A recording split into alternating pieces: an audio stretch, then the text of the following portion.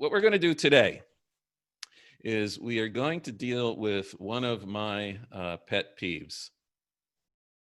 And one of my pet peeves has always been, over the years, is when people say to me, Rabbi, you know, the Jewish people, the Old Testament, it's all about law and legal and all about judgment and justice.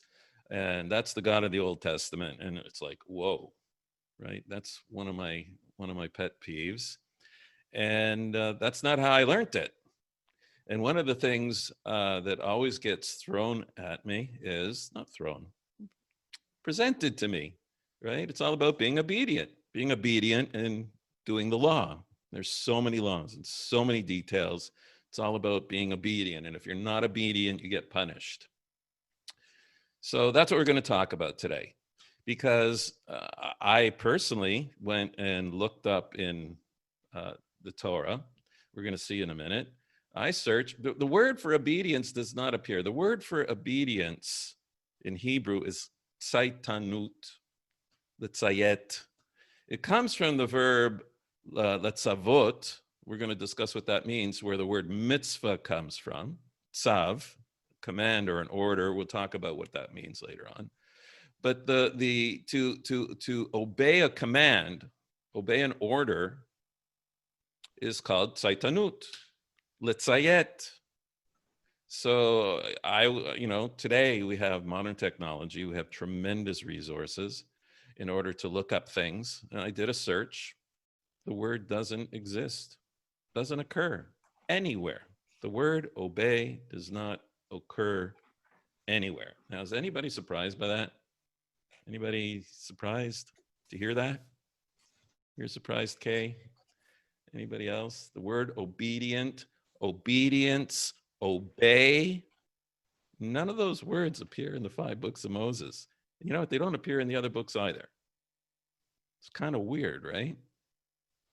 So what we're going to do today is we're going to do a little bit of searching, see the words that are translated as obey. We're going to find that there are going to be some certain translations that use the word obey, but they're not Hebrew translations in general. They're not Jewish translations into the English from the original Hebrew. So we're going to take a look at that.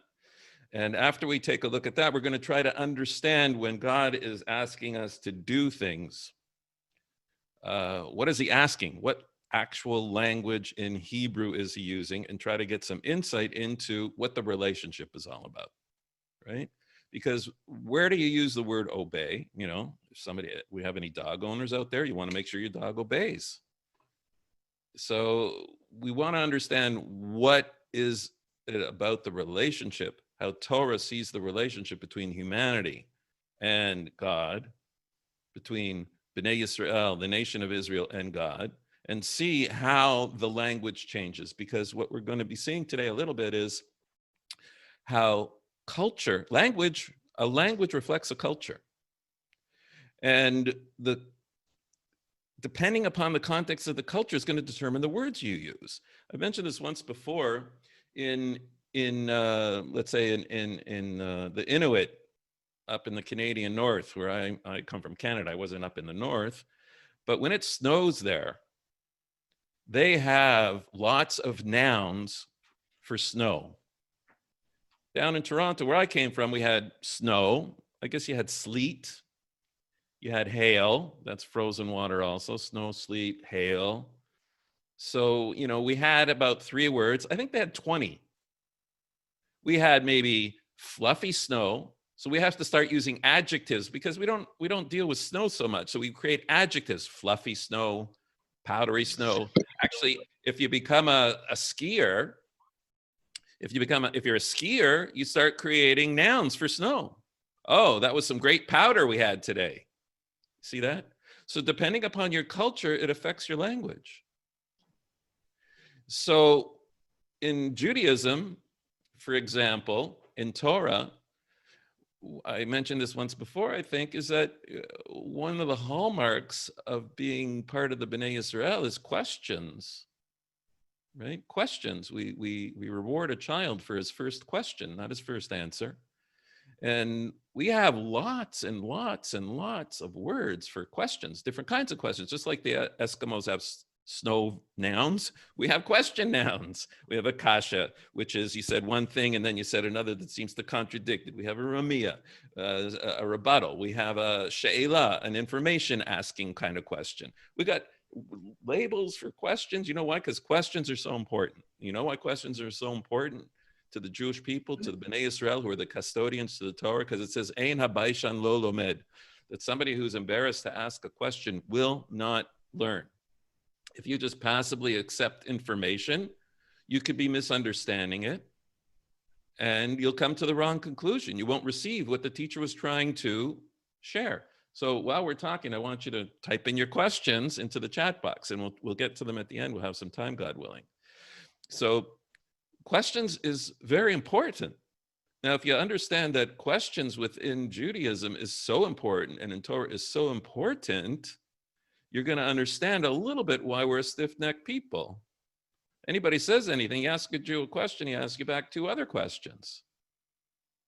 We do that. We're a nation of answering questions. When you start seeing what the oral law is about, every page, I study the oral law, the Talmud, every day, a page a day with a group, an international group. We do it on Zoom, actually. And every page is question, answer, attack, question. I didn't like that. What about this? What about that? It's constant question, question, question, question. Now, somebody might look at that as being rebellious. We look at it as searching for the truth. We're investigators. We're trying to, lachkor is to dig deep, like with a shovel. Lachkor, you have to investigate. You have to, when somebody says something, you got to check it out. You have to challenge them. Does that work in all cases, in all contexts? Is there an exception to that statement, an exception to that rule?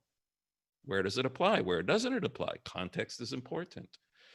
So when somebody says to me that, it's God wants us to be obedient, doesn't ring true in my culture. Doesn't ring true in my culture. So what I want to do right now is I want to share with you what I did a little bit this week in terms of my research and in terms of cultures, because I'm being asked or being told that the Torah is all about obedience from a Western audience that is English speaking, primarily in North America. We have some Europeans, but it's still the Western society. The Western civilization finds its foundations primarily in Rome, with a little bit of Greek, but primarily Roman.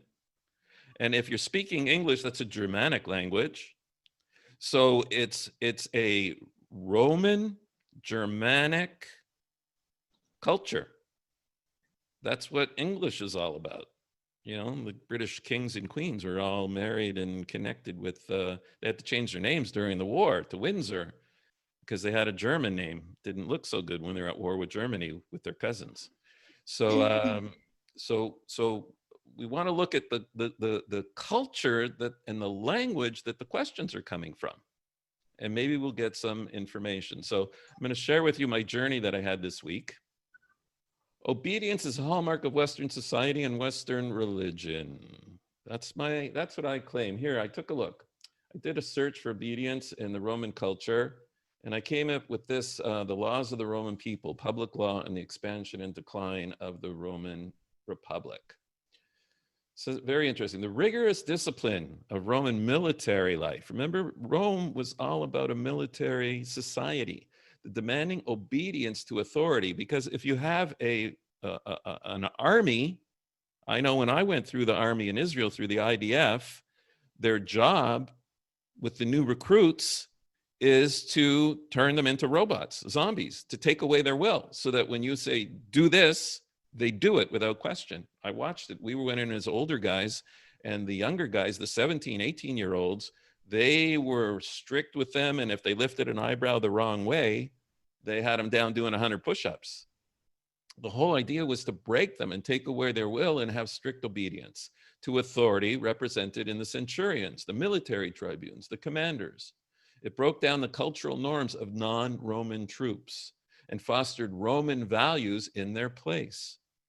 They were assimilating these military values.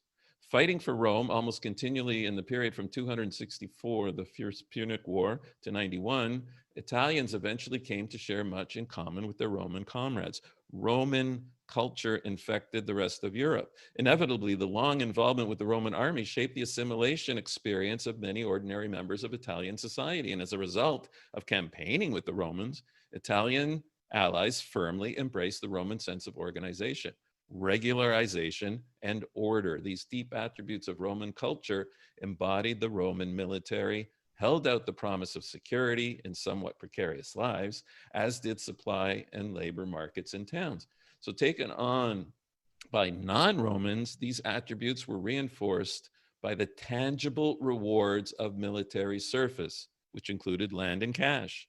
So Italians and Latins, as well as Romans, received allotments of land either in colonies or as individual grants. Usually they were resettled in the same units in which they had served.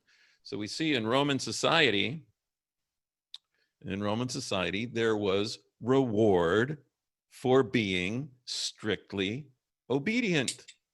English is from the Germanic languages. There's German influence in English, the way it's spoken, reflecting German culture. What was German culture all about? Now, I just mentioned how my family survived the German Holocaust, but and I'm going to share this now. This is, I found this, Theorizing European Societies. This is a book about trying to understand Europe, the culture and motivations of Europe. Obedience is a hallmark of German culture, not just during the Nazi period. Norbert Elias, he noted how the German state that was founded in 1871 indeed managed to inculcate in Germans a strong disposition to submit loyally and unconditionally to its demands. It implemented the German idea of liberty as a service, freedom. If you've got freedom, that means now you're going to use that as an individual to serve the state and the nation. Indeed, concluded that the liberty of the German is willed discipline, advancement, and development one's own self in a whole for a whole. So this willed discipline wears the stamp of Prussian militaristic values and expresses itself in values such as obedience to orders, asceticism, stark simplicity, and devotion to duty. In other words, he holds that the German idea of liberty is in fact Prussian and hence militaristic. In a similar way, Alfred Weber identified this German discipline as Prussian robot-like obedience, while Elias called it corpse-like obedience. Whoa. So those are pretty strong statements. They're not mine. They're not mine. But we see that at the core, at the foundation of Western civilization is this kind of society, a top-down society where obedience is demanded of the subjects. A very interesting thing you may not know, you do know that the first of the months in the Hebrew calendar is in Nisan, in the springtime, right? It's in the Bible, the first of the months when the Jews went out of Egypt, the springtime, that's the first of the months. And when we get to Rosh Hashanah, the seventh month, right?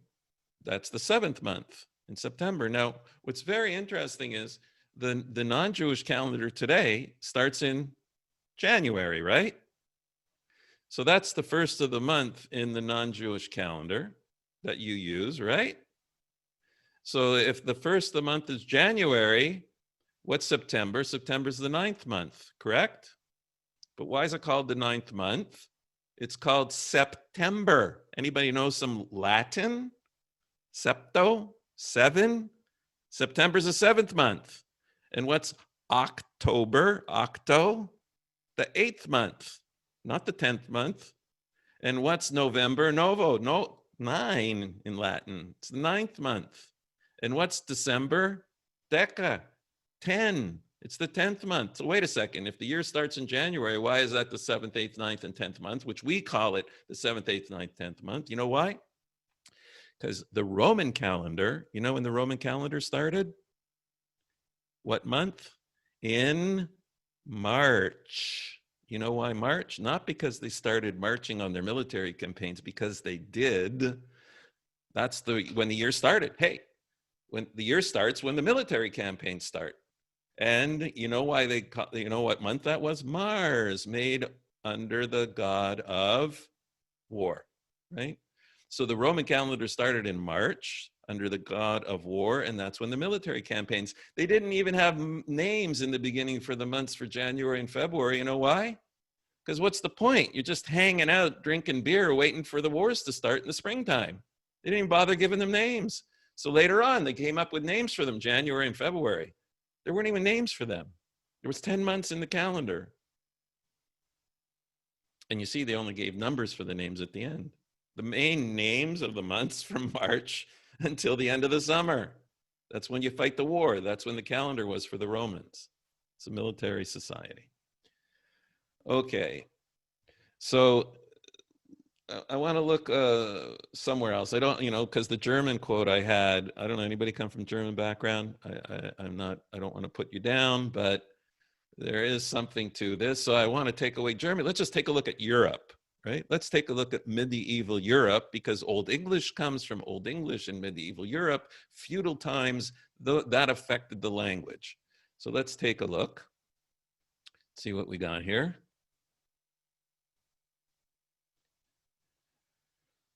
Historians divide the entire period of medieval Europe, the early Middle Ages from 500 to 1000. Europe adjusted to the changes caused by the fall of the Roman Empire. Remember, so all of Europe was influenced by Roman culture and the formation of new kingdoms by the Germanic peoples. They were the first ones to make the city-states and the kingdoms. In these years, the Christian church, I'm not talking about the Christian church, but it took form and had a huge influence in the society. The Catholic Church and Europeans withstood new invasions. In the late Middle Ages, from about 1000 to 1500, medieval life and culture matured. This period saw population growth and economic expansion, the rise of towns and universities, the building of great cathedrals, mosques, and the launching of the Crusades. Now, the city-states had kings. They created kingdoms, and you needed a king in order to lead your military campaign. As landowners, knights and their lords belonged to a rich, privileged elite, the top 10% of the population. Other members included kings, bishops, or senior clergy, and leading merchants. The rest of medieval society, peasant farmers, and ordinary townsfolk, were poor and disadvantaged. The medieval kings claimed to be God's deputies on earth, and they demanded loyalty, reverence, respect, and obedience. Knights, castles, warfare in the Middle Ages. So we see that the society that developed into Western civilization that we take for granted as so free was not so free. That when you have human kings and you have human military campaigns, in order to survive, you need to have strict obedience. Obedience became just part of life. If you were a serf, you needed to be obedient. If you weren't obedient, you'd get punished and tortured, right? There's a whole debate going on in America today about the rights of individuals and how you treat individuals. Okay, so we see that obedience is part of Western society. So now let's go take a look. I wanted to take a look and do a search, because I did a search on my own Jewish sites and I didn't find the word obedience, obey, or obedient at all in the Tanakh. So I went onto Bible Hub. I'm sure many of you know about Bible Hub. Bible Hub is a non-Jewish site. It searches, but included in all the New Testament stuff, it also has Old Testament, but it has English translations of the Old Testament that are not, I would in general say, translations by Hebrew scholars from the Hebrew into the English, and certainly not Hebrew observant rabbinic sages translating from Hebrew into English. So here we go, Bible Hub, obedience. I went and looked for it. So look what happened. Okay, Hebrews, Romans, Corinthians, Romans, confident of your obedience because the servants for the obedient. Again, I'm not studying, but I'm just, whoa. Romans, John, Luke, obedience, everything's obedience. Ah, so here we come. Kings, walk in obedience. Zechariah, there's some Old Testament. These are the prophets. And so we don't have time. You can go and check these on your own in the original Hebrew. Here, finally, Deuteronomy from the 5 books of Moses. We got one reference in the Old Testament, the 5 books of Moses. Here's one from Psalms, which is part of Tanakh, which is the part of the writings. So I have one from the Old Testament, and we're going to see what that means in the Hebrew. And these other ones from Psalms, Zechariah, Kings, and Chronicles are also similar. I don't know about all of these up here. You can go and check those out, but the problem is you can't find it in the original language. So it's a problem. Okay, here we are, Devarim. So this is what it says in Bible Hub. Walk in obedience to all that the Lord your God has commanded you, so that you may live and prosper and prolong your days in the land that you will possess. I don't know what that is, but it's an NIV version. Here's the Hebrew. B'chol haderech asher tziva Hashem Elokeichem. In all of the way that God has, here's this word tziva, which is translated as commanded. We'll get to that in a minute. Your God to you, telecha, you shall walk. You shall walk in the path that God has told you to walk in. L'man tichyun, in order that you live, v'tov lachem, and it will be well with you, v'harachtem yamim ba'aretz, and you will lengthen your days in the land, asher tirashun, that you're about to inherit. Let's see that. So here was an English translation from the Hebrew. Follow only the path that the Lord your God has enjoined upon you, so that you may thrive and that it may go well with you, and that you may long endure in the land that you are to possess. I don't see any obedience over here, right? Walk in the whole path that Hashem, your God, tells you. It says it commands you. Maybe now we'll just stop a little bit for a second and talk about what this word tzav, tziva, to command means. So it's interesting. The word tzivui, lashon tzivui, in Hebrew grammar. Anybody here learning Hebrew grammar? Let's see. I know there's some. I have some people. Yeah, Grace. Okay, Victoria James. So what's tzivui? Lashon tzivui. Really have verb forms, constructs, right? You have past, present, future. We talked about the causative when we talked about belief, right? The causative form, that's he feel. So there's another verb form called the tzivui, the imperative, right? The imperative form. Daber, ledaber is to speak. Daber means speak. Okay, Victoria, speak now. Is that an order? Is it a commandment? It's an imperative. It says, okay, speak. So lashon tzivui, a tzav is do this, right? It's the imperative. So a mitzvah is something that someone says in the context of a relationship. Actually, the word tzav, it comes from a hook or a connector. And even in a military sense, you would use this, a tzav. When I get called up for, I'm too old now. I used to get called up for reserve duty into the IDF. So you'd get a thing in the mail. It's called the Tzav Shmone. An order, it's called number 8 order. It was a Tzav Shmone. You knew that was a call-up order. You had to go report to your new unit for an emergency call-up. Tzav Shmone. It's an order. It's a directive. It's a directive. Come to the base. And it's between two parties, right? I'm asking you to do this. Get me a cup of coffee. Right? Commander of the base says, get me a cup of coffee.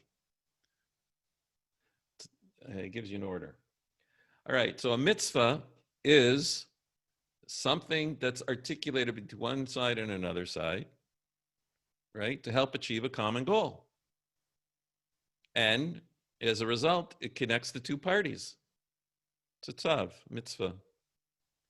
A mitzvah is not a commandment. A mitzvah is an opportunity. God asks me, or my mother asks me for a cup of coffee. That's an opportunity for me to connect with my mother.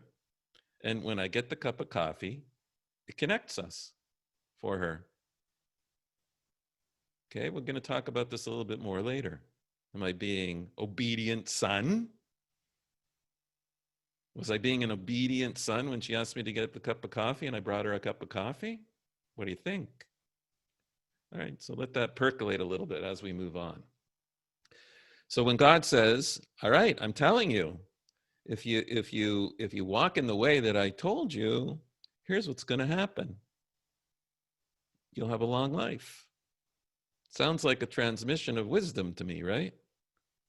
Like your mom saying, you know what, I don't think you should wear that when you're going out to this particular place. Why is she telling you to do that? She loves you, right? She wants what's best for you. She knows better. You can either do it or you can not do it, right? See that? She's just telling you, here's the way to do it. It's going to deepen our relationship. You can choose to do it. You can choose not to do it. Here's some consequences that'll happen. Here's what will happen if you do it. Here's what's going to happen if you don't do it. All right, let's go back into our source sheet. Moving right along. So I looked for obey. Oh, look what pops up. I found Jeremiah comes up first. That's kind of cool on the Bible Hub site. Whatever is favorable or unfavorable, we will obey the Lord our God. We're going to take a look and see what the actual Hebrew says. But Bible Hub says Jeremiah's got a... Oh, and there we got some Romans here, Ephesians, Colossians, Mark, Thessalonians, I don't know if I'm saying it right, Matthew, James, Colossians, Acts, lots of obey, Acts, more, Thessalonians again, obey. You can look at these on your own later. And here we go, one little lonely Deuteronomy 30, chapter 30, verse 2. We got it. So I pulled it up from my Hebrew sources. Here we go. Here's what Bible Hub says, Deuteronomy 30. And when you and your children return to the Lord your God and obey him with all your heart and with all your soul according to everything I command you today. All right. What's the Hebrew say? Vishavta ad Hashem. And you return to Hashem, your God. Vishamata bekolo. And you listen to what he says, his voice. Everything that I'm directing you today, there's that word mitzvah. I'm commanding you today. That's what they say. They don't even command you today. It says here in Bible Hub. We use that word command, but when we say command, we understand the word command, letzavot, differently. Again, that it's understood in English. But he wants you to do it with all your heart and with all your soul. Shamata bekolo. Here it is in Hebrew. Shamata lishmoa. The word lishmoa means to hear. Lishmoa means to hear or to listen, right? Lishmoa. Hear what I'm saying. And you will listen to his voice. But kolo means his words, what he's saying. If you listen to what he's saying to you, listen to the words he's telling you. That's what it is, right? Doesn't say there's no obedient. It says when you return and you listen, meaning we choose to listen, here's what's going to happen. Okay, next one, obedient. I'm giving every possibility to see what comes up in the Hebrew Bible. The Bible Hub says, here we got Corinthians, Philippians, Acts, Peter, Titus. Here's an Isaiah. If you're willing and obedient, we have to go to Isaiah and see what it actually says. It doesn't use the Hebrew word for obedient there. I can guarantee you. Luke, Romans, Corinthians. It's telling you something about, when I saw these come up, it's certainly telling me something about the non-Jewish Bible. That's for sure. Deuteronomy, but if your heart turns away and you are not obedient, and if you are drawn away to bow down to other gods, all right, we're going to look that one up. There's an Ephesians, here's a little Exodus one. Then he took the book of the covenant and he read it in the hearing of the people, and they said, all that the God has spoken, we will do, and we will be obedient. Okay, I never saw that in my Bible. We're going to take a look at what it actually says. Here's another Romans, Proverbs. Okay, we'll have to take a look and see that. I'm just telling you it's not using the word Hebrew word for obedient there, but it got translated that way. And here's a Titus. Okay, let's look at Deuteronomy. There were two of them, Deuteronomy and Exodus. So let's look at both of them. The Bible Hub says, but if your heart turns away and you are not obedient, and if you are drawn away to bow down to other gods and worship them. Hebrew says, V'im ifne levavecha. If your heart, actually, levavecha, it's in the plural, it means your heart and your mind. Lev means mind in a spiritual sense, and lev means heart. We actually say that in English. Don't take it to heart. Never mind, right? So heart and mind are connected. So levavcha, in your hearts. So if you turn away and you start thinking about and emotionally connecting with something else, velo tishma, and you don't listen, there's that word listen, lishmoa. Benidachta vishtachaveta, right? And you are cast yourself away. You take yourself away from your relationship with God, vishtachavita, and you bow down to other gods, vivadatam, and you worship them. Okay, so it doesn't use the word obedient here. It says, if you don't listen, if you don't hear what God's telling you.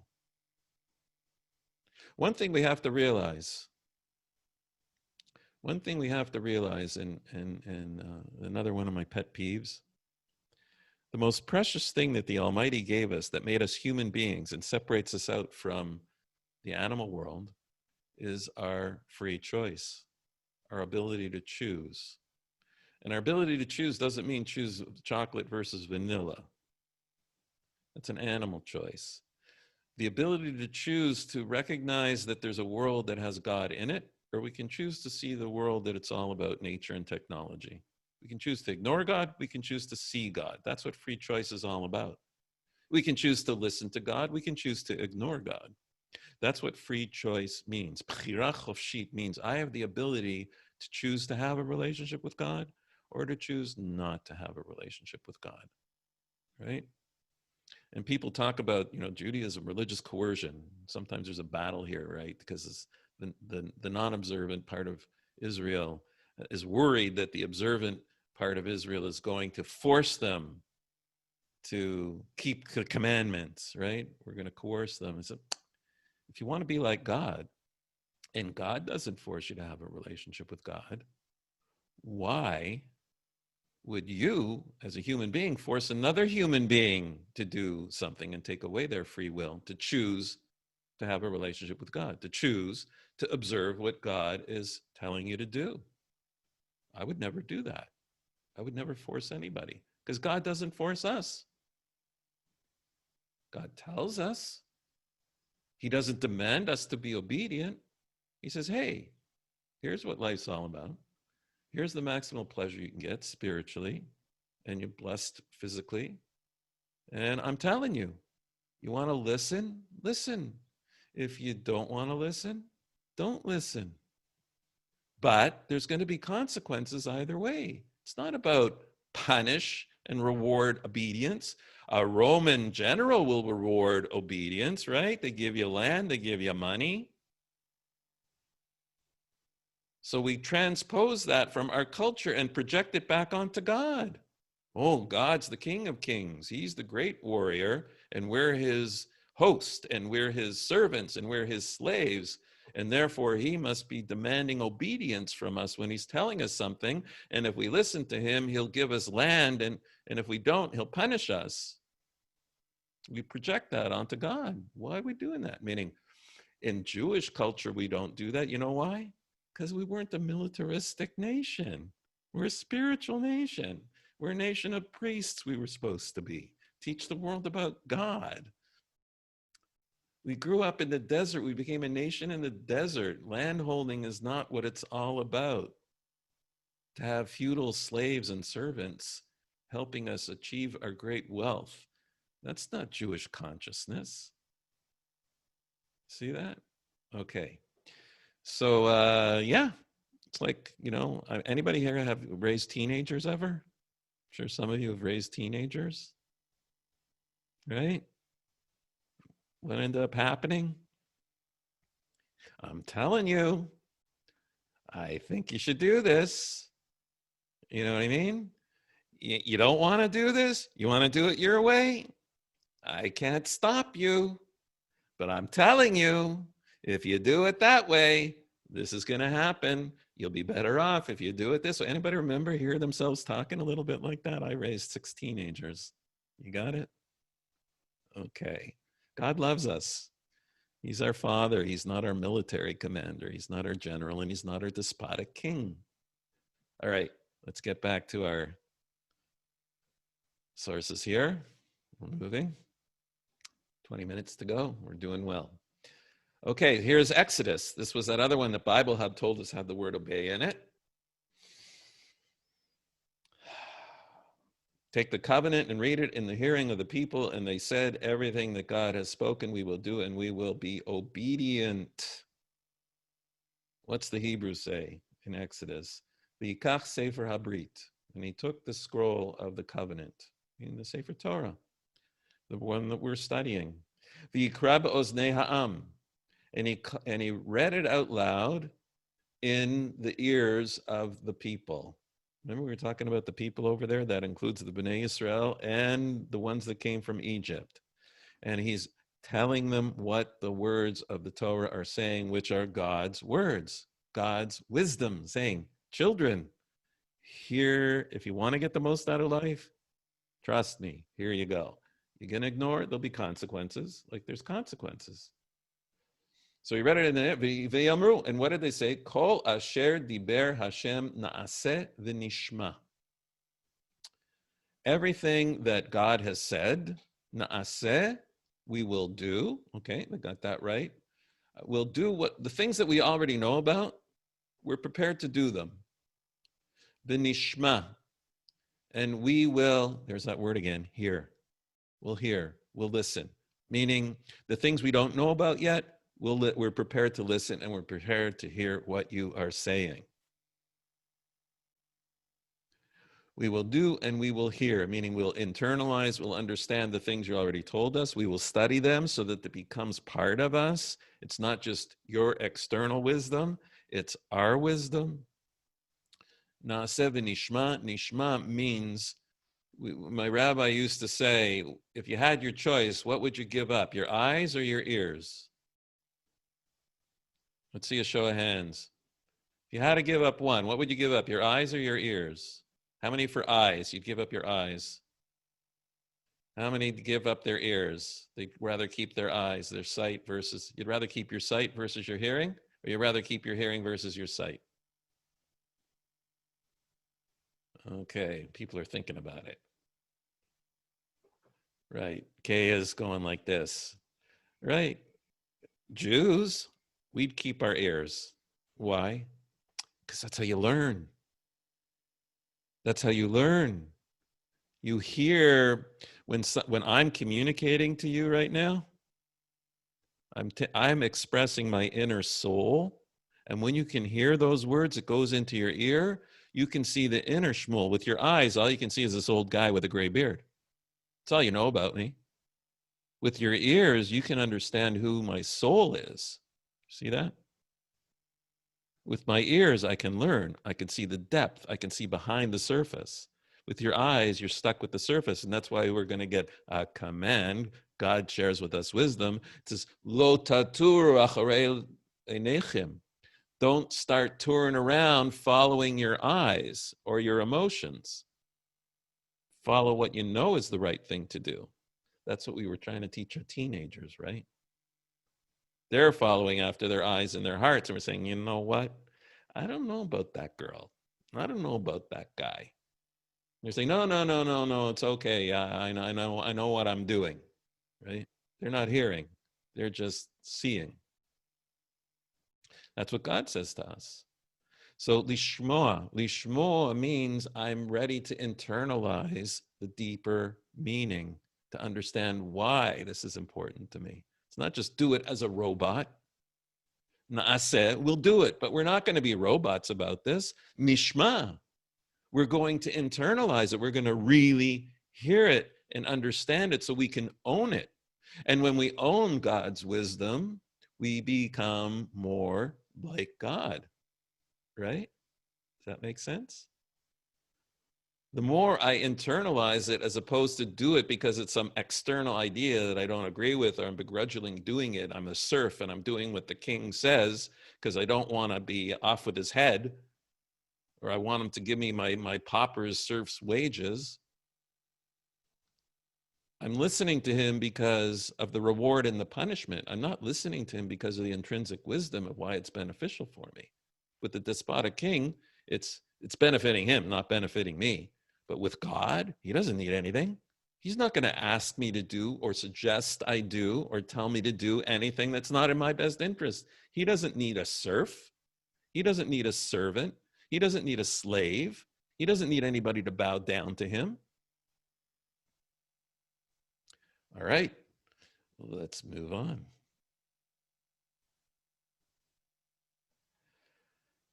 Okay, so let's just review a command, a tzav. It's an imperative. It's something one is told to do that connects you to the one who's telling you to do it. A mitzvah is an action that one requests someone else to perform or abstain from doing for the benefit of the one being asked to do it in order to deepen the relationship. That's how we look at mitzvot.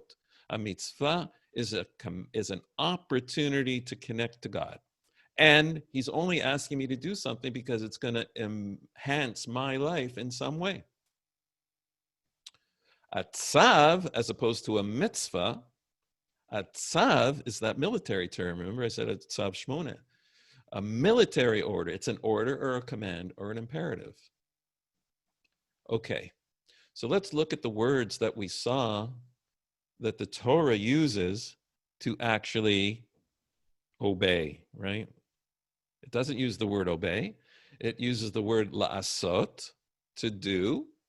It uses the word lishmor. We had that in Shabbat, right? Zachor v'shamor. That's another word we use. Zachor is another word to remember. Remembering something is one of the ways we are obedient, right?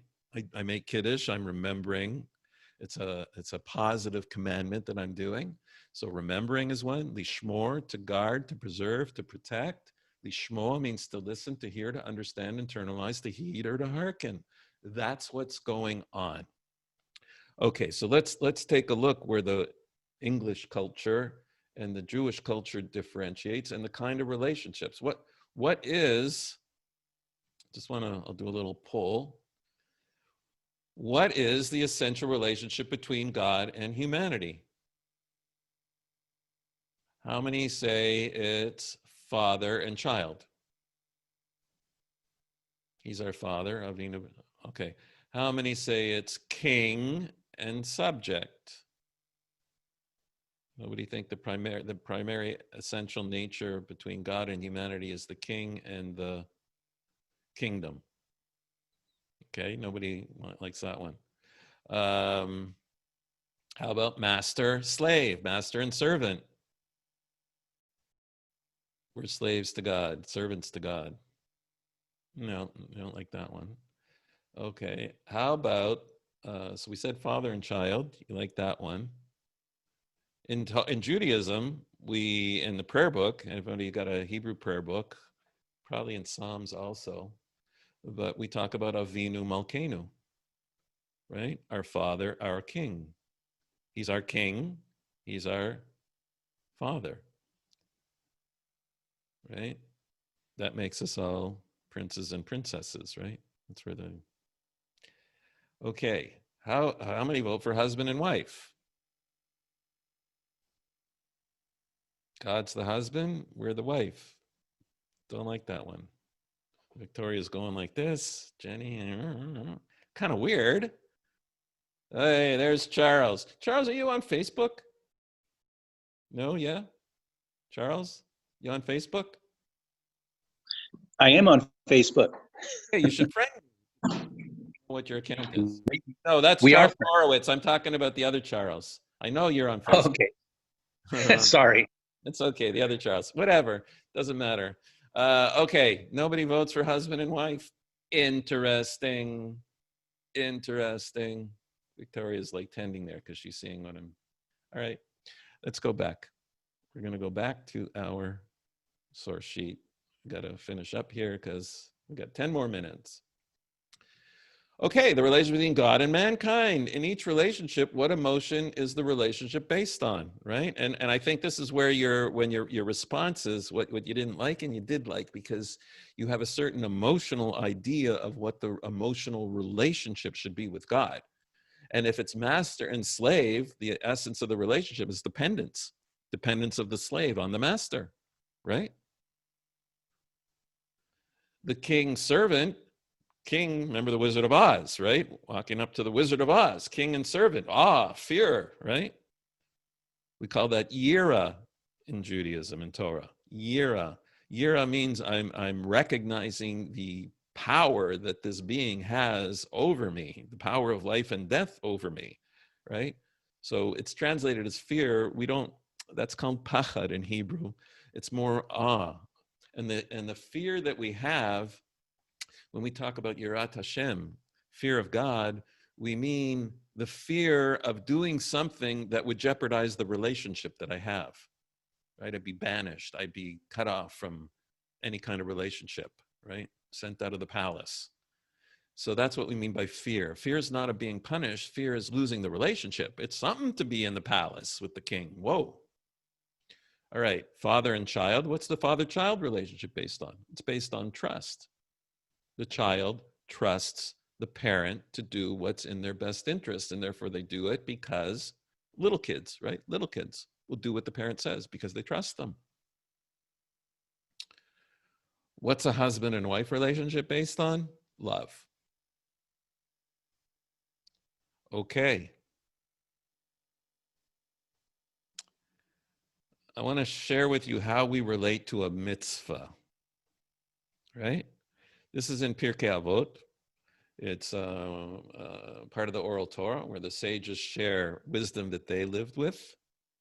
And here's Ben Azai, and Ben Azai is from 2,000 years ago. He says, part of what he says is Sheschar mitzvah mitzvah, Sheschar avera avera. The reward of performing a commandment or a mitzvah is the mitzvah, and the reward for committing a transgression is a transgression.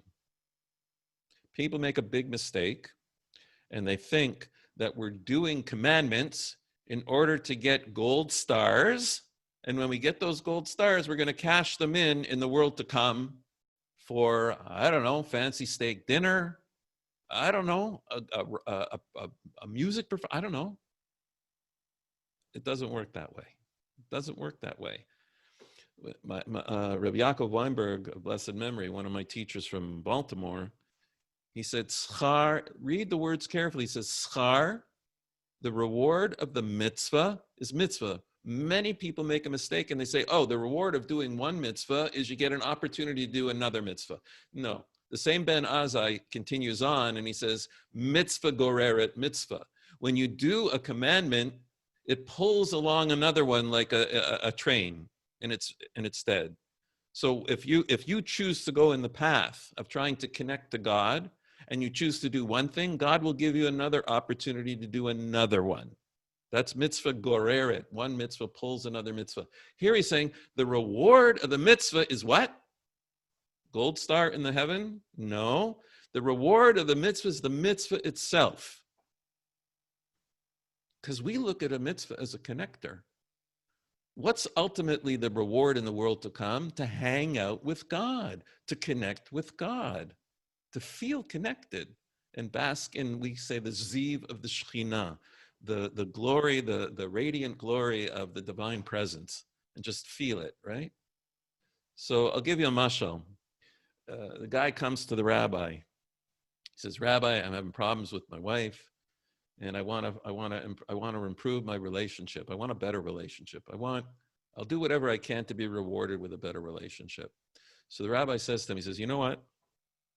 All week, every day at noontime, when you're at work, pick up the phone and call home, call your wife, and say, "Hi, honey. I'm just, I'm just nothing. Just middle of my day, having my lunch. I was thinking about you. I just wanted to let you know that I'm thinking about you, and I love you, and that's it." And hang up. Just call her every day at lunch. Tell her how much you love her, right?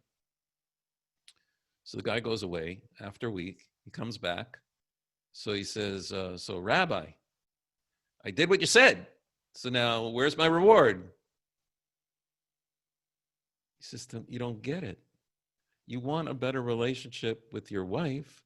I told you, call your wife every day at noontime, and you'll be rewarded with a better relate. The reward of the mitzvah is the mitzvah himself. By calling your wife, by doing the mitzvah, you are intensifying the relationship and improving the relationship. The mitzvah itself is the reward. When God says, bring me a cup of coffee, or God says, put on tefillin, or God says, keep the Shabbat to the Jewish people, or God says, don't steal or don't murder, and you do it because of the relationship, you are intensifying the relationship. You have a better relationship with God. There's no reward. That is it. In the world to come, when we still strip away all the distractions that our eyes and our all the physical material world is distracting us with, all you're going to be left with is the spiritual relationship that you built up with God. It's like every time you do a mitzvah, you're taking a little photograph, a selfie with God, right? Doing a mitzvah, I'm thinking I'm doing a selfie with God. And then you know what the world to come is? Hanging out with God, leafing through your book with all the selfies in it. Say, hey, remember this? Hey, remember that? Hey, remember this? Hey, remember that? Anybody here, like, when you go through old family pictures and feeling nostalgic and you're looking through it with a loved one and remember when we were little, and is there anything more spiritually connecting than sitting on a couch with a loved one like that and going through the album and re-experiencing all the things that you did, and maybe at the time you were so busy taking the selfies and being distracted, you didn't really appreciate what was going on. And now when you're sitting back going through the selfie album with the person you were there with, now you can really just connect because you're not being distracted by that experience that you had together. That's the world to come. We're doing a mitzvah, and the reward of the mitzvah is the mitzvah itself. Every time we do a mitzvah, it's a selfie we're taking with God. If we're keeping in mind, we're doing it because of God. If I'm doing it because of my self-interest, if I'm giving charity because I want to have my name on a building and I'm going to get a banquet made for me and people are going to give me more respect and it will improve my business because people will think I'm a very charitable person, that doesn't affect your relationship with God. If I give the big donation or a little donation because you know what God says, I'll be a better person, I'll be more God-like if I give charity. That's what he's telling me to do. I can choose to accept it and do it because God's suggesting it and bring God into my life, or I can just do it because it's in my own self-interest. If I choose to give this little bit of tzedakah, charity, because God suggested I do that, it's a God-like thing to do, I'm taking a selfie with God. I'm bringing him into my life. Okay, so people say, we are servants for Hashem. We are servants to Hashem, but here's another Pirkei Avot, Antignos Ish Socho. He came before even our Ben Azai. 2,000-year-old wisdom is pretty good stuff. What did he say? He received the tradition from Shimon HaTzadik. And he used to say, don't be like the servant who's serving the master in order to get a prize. That's, I guess, the word prize comes from. A reward or avoid a punishment, right? That's why slaves do it. They're serving the master in order they don't want to get punished or they want to get fed and clothed. Ella, so he says, don't be like that. Rather, be like the servant who serves the master not in order to get the prize, not to get the reward or the punishment, right? So what does that mean? We don't understand what that means. We don't understand what this kind of society was all about, right? All we can imagine is why, if you're a slave, why are you doing what the master asks you to do? You're only going to do it because you don't want to get whipped or you want to get fed. Why else would you do it, right? So I had another rabbi friend who was in St. Louis. Anybody from St. Louis? And he said that whenever he was high holiday time, Rosh Hashanah Yom Kippur, comes out in the fall. Back in those days, what was going on in the fall, in September, late September? The World Series, right? So whenever the Cardinals were in the World Series and it was Rosh Hashanah and the doors would open, he could tell just by looking at the people if the Cardinals had won or lost, right? If the Cardinals had won, everybody was so excited, blah, blah, blah, blah, blah. And if the Cardinals had lost, everybody was depressed walking in the doors of the synagogue for high holiday services, right? Kind of funny. So he said, that is being like the servant who's serving the master, not for the reward or the punishment. They had made themselves servants to the St. Louis Cardinals. They're buying tickets. They're paying money. They're getting excited. What do they have to do? Most of the players aren't even from St. Louis, right? And they're all getting excited, and the Cardinals win, and they don't even know how to hit a ball. Why are you so excited? Why are you cheering? Why are you spending your money? You're doing actions that's showing yourself you're subservient to this team, that this team is bigger than you, has power over you, and you're paying money, and you're being happy. So what does it mean to be a servant that's serving the master, not for the reward or avoid the punishment?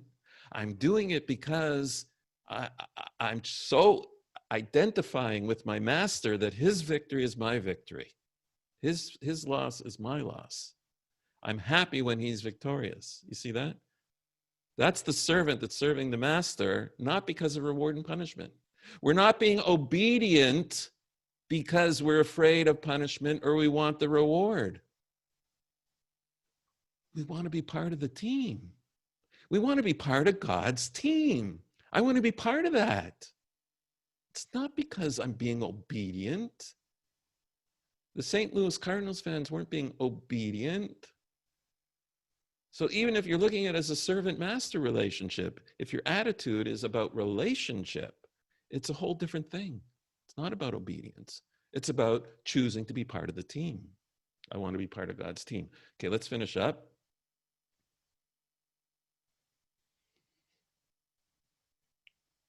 The highest level, and I think a lot of people said parent-child because they assume that's based on love. And I'm claiming the child relation is based on trust, primarily. Love is when it's husband and wife. And here Rashi's talking about the Song of Songs here. The Song of Songs is a weird book because it seems like, what is it doing there? And some of us don't want our kids to read it because it's pretty, if you look in the original Hebrew, it's pretty explicit, but it's all metaphor. And it's a metaphor of the relationship between God and Am Yisrael, the nation of Israel. God is the husband and the nation of Israel is a bride. And this is a very deep metaphorical book about the relationship between God and his bride, the nation of Israel. Rashi here says it, Rabbi Akiva said, Lo haya olam kidai kayom shenitan bo shir hashirim liYisrael. The world was never as worthy as when Solomon's book, the Song of Songs, was given to the nation of Israel. Shekol haktuvim kodesh. All of the books, all of the holy books of the Old Testament are kodesh, holy. Holy meaning they are separate from a normal book in that they give you the opportunity to connect with God. V'shir hashirim kodesh kedoshim. It's the holy of the holies. That this book, if you can understand what the metaphor is and how it's describing the relationship, that's the kind of relationship that you are aspiring to have with God. The relationship that a loving husband and a loving wife has, right? And here, Rashi, speaking on Numbers 7:1, it says, Vayehi b'yom kolot Moshe. It's very interesting. It says, and it was on the day that Moshe completed lechalot, but it's missing a vowel here. So kalot, it could mean kala, meaning a bride. It says kalat ktiv, it's written, Yom hakamat mishkan, the day that the Mishkan was fixed. Hayu Yisrael kichala, that the nation of Israel is like a bride entering into the chuppah, the Mishkan, the tabernacle, where the divine presence came to dwell amongst us, was a metaphor for now the Jewish people having an intimate adult relationship with the Almighty. Let's look at the verse in the context of Exodus 19, right? Exodus 19 in the King James Version here says, "Now therefore, if you will obey my voice indeed and keep my covenant, then you shall be a peculiar treasure unto me above all people, for all the earth is mine." Sounds like a king, right? Telling the subjects what to do. Let's read the Hebrew. Ve'ata, and now. Im shamoa tishma'u. If you hear and you listen, v'cholimi, in what I'm saying, my voice, ushmartem et briti, and you take care and guard my covenant, v'yitem li segula, you will be for me a treasure amongst all of the nations, because everything is mine. Let's take a look at what it means literary and literally. Now, if you will hear me, take to heart and listen and act on what I say, and you keep to our marriage vows, you will be my treasured wife from among all the women in the world, because I could choose from whoever I want. That's really what's going on. I mean, God's saying, I want you, nation, to take on this special mission, and our relationship is going to be, I want you to have this relationship. I want you to choose to have the relationship. I can choose anybody in the world, says God. I want you to choose me. I'm going to give you the ability to choose me. And everything that I'm going to tell you is only for the benefit of our relationship. And if you choose to guard and protect those vows, then we will have the most intense relationship possible. Shamoah tishmu, hear and listen. Doubling up the word intensifies the verbs. Do you hear me? Are you listening? Have you ever heard a husband or a wife say to their spouse, "You're not hearing me if you'd only just listen to what I'm saying"? So a looser, more accurate rendering would be, now if you pay close attention to what I say to you and you keep my covenant that I made with you. And when you say to your spouse, "You're not listening to me, you're not hearing me," what's really bothering you? If anybody's ever said that to their spouse, what's really bothering you is that you see that they're being distracted by something that they're giving more priority to than their relationship with you. You're not upset that they're not disobeying. You're not upset that they're not taking out the garbage. You don't want them to obey you and take out the garbage. What you're upset about is that this football game is more important to them than their relationship with you. I threw the story in here. I was thinking about it. Once we had a teenage son that we had to ground, and he snuck out of the house. He broke the commandment. And we didn't get upset with him because he disobeyed us, right? And we told him, we're not upset because you disobeyed us and you broke curfew, you broke your grounding. We told him we're disappointed because whatever it was that he snuck off to do in the night by climbing out the window, that was more important to him than the relationship he had with us as his parents. Because we asked him, "Don't go, you're grounded." And he said, "No, this thing is more important than my relation." Through his actions, it's more important. So we said it to him. So I said to him, "Seriously, is that true? Was this party that you snuck out to go to more important than your relationship with me or your mother?" You know what he did? He said, "You're right, I'm grounded." Listen means stop, focus, and pay attention. Hear means take those words to heart and make them part of yourself. I want to share this one last thing with you, and I apologize for going over a couple minutes. So where is obedience appropriate and where is it inappropriate? Obedience is appropriate in a general soldier relationship. You got to take away their free will. They have to be like a gun, and it has to fire when you say fire. Obedience is expected in a human master-slave relationship. The human master needs the slave not to be rebellious and do what he says in order to achieve the master's goal for the master's self. Obedience is expected in a human king and a serf relationship because we want to take away their will and replace it with ours, right? The king, right? The medieval king wants to be more powerful and he needs soldiers. So he forces the serf to be obedient. Obedience is expected by parents of small children because why?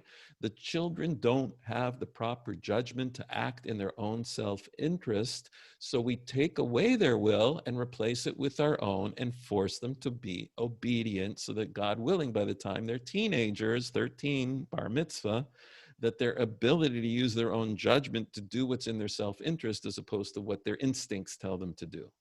Obedience is expected by owners of dogs because a dog's instincts may act against the owner's instincts or interests. So we try to replace their instincts with our desires and we condition it out of them to be obedient.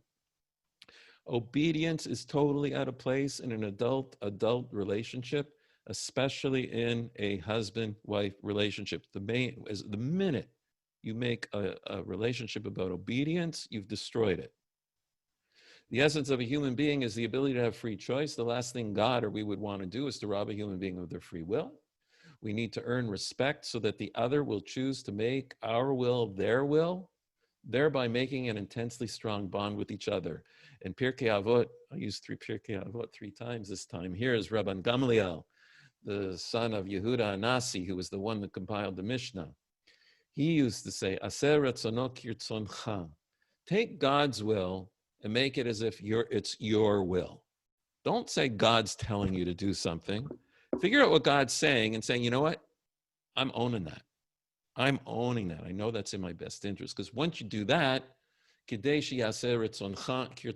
God will help you achieve your goals because that will help fulfill God's purpose in creation.